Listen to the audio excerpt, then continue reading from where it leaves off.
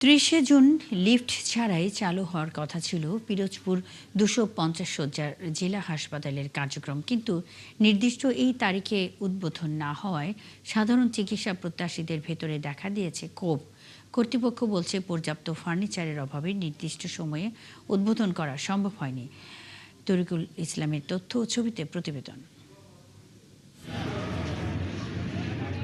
Corona মহামারীর কারণে নির্ধারিত সময়ে কাজ শেষ না হলেও ২০২৪ সালের ডিসেম্বরে নির্মাণ সম্পন্ন হয় পিরোজপুর হাসপাতালের। প্রায় ৭০ কোটি টাকা ব্যয়ে নির্মিত ২৫০ শয্যার হাসপাতালটি লিফট ও বিদ্যুৎ সংযোগ না থাকায় উদ্বোধন হয়নি।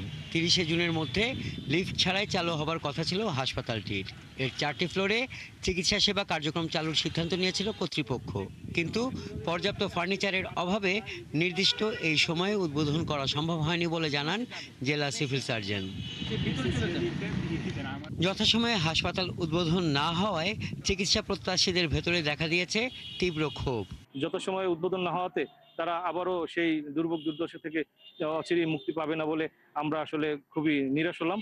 এই নির্মাণ কাজটি অনেক পূর্বেই শেষ হওয়ার পরেও নানান উচিলে এটি তারিখ পিছিয়ে যাচ্ছে। যেহেতু উদ্বোধন হচ্ছে না, এরকম বারবার আমাদেরকে আশাহত করার কোনো মানে হয় না। আমরা আশা করি ওনার ফার্নিচারটা দেওয়া মাত্রই আমরা 1 থেকে 2 দিনের মধ্যে ইনশাল্লাহ আমাদের ঊর্ধ্বতন কর্তৃপক্ষ এবং আমাদের সভাপতি মহোদয়ের সাথে সমন্বয় রেখে আমরা আশা করি সকলের কে সাথে নিয়ে আমরা এই হাসপাতাল উদ্বোধন করবো ইনশাল্লাহ। গণপূর্ত বিভাগ জানিয়েছে লিফট আসতে আরও 2-3 মাস সময় লাগবে। চলতি জুলাইয়ে হাসপাতালের 4টি ফ্লোর উদ্বোধন হবে। আমাদের কাজ মোটামুটি শেষ।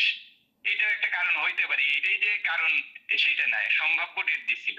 আমরা ওইটা এখন ফলক বানাবো, তারপর ফলক লাগাবো, তারপরে একটা ডেট জানার পরে ফলক তৈরি করে ওইভাবে করবো, বানায় উদ্বোধন করবো।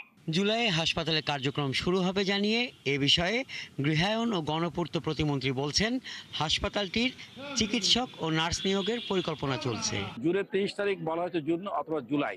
তো ইনশাল্লাহ মনে হয় আমরা আগামী মাসেই ফার্নিচারগুলি চলে আসলে আপাতত 3টা ফ্লোর আবার চালু করব, আর অক্টোবরের মধ্যে লিফট চলে আসলে তখন আমরা এর ব্যাপারে আলাপ করবো। 1984 সালে 31 শয্যা নিয়ে পিরোজপুর সদর হাসপাতালের যাত্রা শুরু হলেও 1997 সালে নির্মিত হয় 50 শয্যার নতুন ভবন। 2005 সালে সেটি 100 শয্যার হাসপাতালে রূপান্তর হয়।